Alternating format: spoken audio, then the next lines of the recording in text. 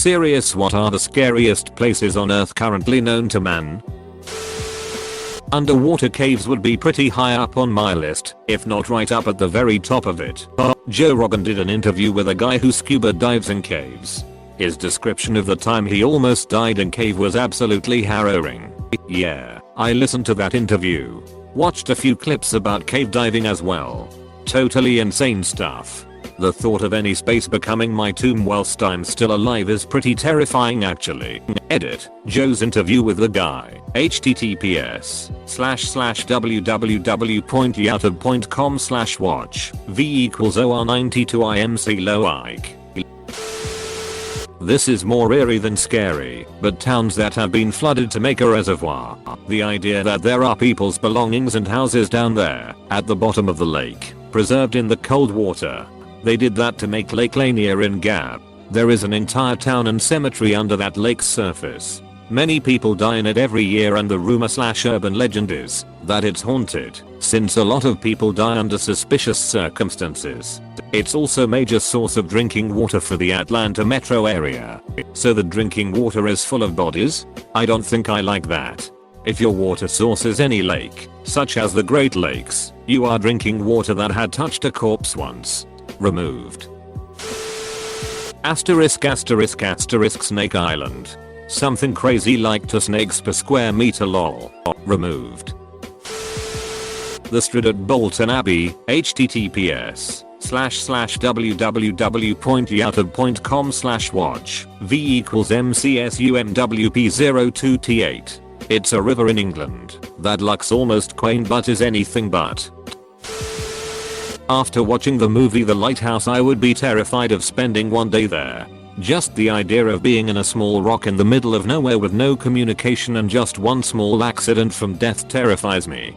There's a lighthouse on an island near Antarctica just off Tasmania that records weather and a few other things. It has 2 people at any one time and they stay there for 6 months, and the only way to contact anyone off the island is through the satellite phone there. The only way off or on is through helicopter. That just screams prime killer spot to me. My aunt has signed up for it. Matsuoka Island. I sail past it every year on the Melbourne to Hobart yacht race. On a nice day it looks rather pleasant. At night in a gale not so much. From memory they only accept long-term couples for the 6-month stints and only then after a battery of physiology tests. I always try to raise them on radio as we go past, and they always seem happy enough. But you're right if they get the tests wrong. I'm thinking next level Stephen King ******.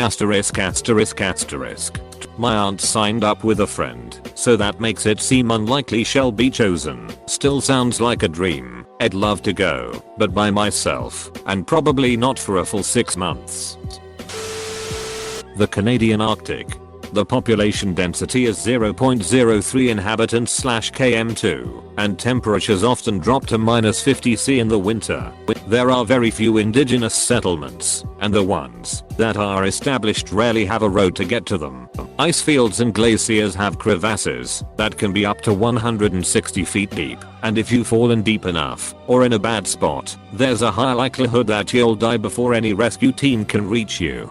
The northernmost national park, Kootenay Park, is 37,775 km2 and has 2 ranger stations. Your emergency radios may not even get a signal out due to weather, terrain, or solar activity. You are truly on your own in places that far north, and sometimes you'll have to bolt your tent down with steel cables because the winds will literally blow you away across the rocks. One of the last truly wild places in the world simply because it is so harsh and unforgiving to humans. One misstep could kill you. It's amazing that Inuit have carved out their own world in such a place. There's a reason most Canadian cities are as far south as they are. I read somewhere that half the Canadian population lives within 100 miles of the US border. It's actually 90%. https://www.cbc.cas/news/canada/by1.801937. https://www.cbc.cas/news/canada/by1.801937. Close bracket. aside from the well-known places such as various death camps, prisons, and battlefields.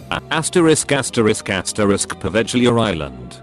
Throughout the history it was used as quarantine zone during the plague outbreaks. There are multiple mass graves on site. Supposedly it was just a dying ground for the afflicted, where at some places the very soil was purely composed of rotting plague corpses. The fun doesn't end there. Later on someone decided to build a mental asylum right on top of that in 1922. Countless cases of observed hauntings by the patients, but nobody believed them, since they were supposedly crazy. The headmaster of the institute then later on committed suicide by climbing the bell tower and jumping down. Nutty Putty. I would like to take this opportunity to traumatize a new generation with this old asterisk and Gelfire webpage one so long ago on this very website. http://www.gelfire.com/trek/cave/page1.html about a creepy spelunking expedition. It's a long read, but one I haven't forgotten. Enjoy. Also, apparently, Gelfire is still around. Ted the Caver is classic creepypasta from before creepypasta was even a thing. I love that it's still preserved in its original state. The final oh no moment could only ever work so well in that format. The fact that the next link on the final entry is linked, but keeps refreshing the page is brilliant. I pressed it several times, until it said, in that was the end. Exclamation mark. I got a little fooled thinking it was real, because there were pictures.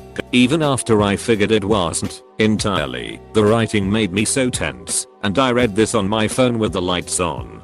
For the scariest experience, read it on your computer in the dark. Coaigen Volcano. https://geology.com/volcano/coaigen/ constantly spews sulfur gas and liquid, lit up with bright blue flames, and has a lake of acid with pH down to 0.5. Chernobyl is pretty scary. No place with super cute puppies. https://yauta.b/idz599sbrna can be all that scary. Nature you scary. Such cute puppies, but not being allowed to pet them because their fur might have radioactive particles on it. How can I resist petting those cute puppies? Larinconida. It's dangerous enough that you have to notify the cops of another town that you are going there. Larinconida. What makes this town so dangerous? Link http://www.orangesmile.com/extreme/n/extreme settlements/larinconida.htm. 60k people in a town at 15k feet, no laws, no sewage, and a gold mine.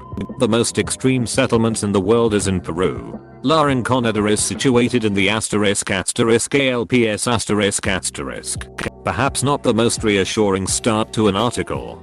If that bit of basic geography slipped through the net, I find it hard to trust anything else written. I believe that these mountain chains are sometimes called the Peruvian Alps. Not really anything scary, but kinda creepy, so here goes. There's a coal mining town in PA called Centralia. It's unknown how exactly it happened, but the mine caught fire in 1962 and the underground of the town has been on fire to this day. Basically a ghost town with a population of like 5 people. This town also apparently is the inspiration for the game Silent Hill.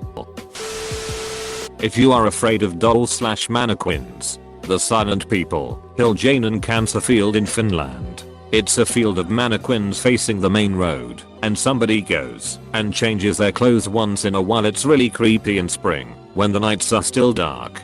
In this same vein, the Island of the Dolls. https://n.m/wiki/the_island_of_the_dolls_outside of Mexico City looks and sounds creepy as hell. You can actually visit the island if you can find a boatman to take you there. The guy who lived there became superstitious after he discovered a girl's body who had drowned on the island.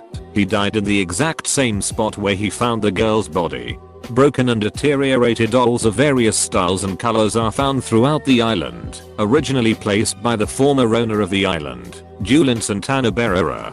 Julin believed that dolls helped to chase away the spirit of a girl drowned years ago. Santana died in 2001 of a heart attack, close to the same spot where the girl drowned. The Mariana Trench.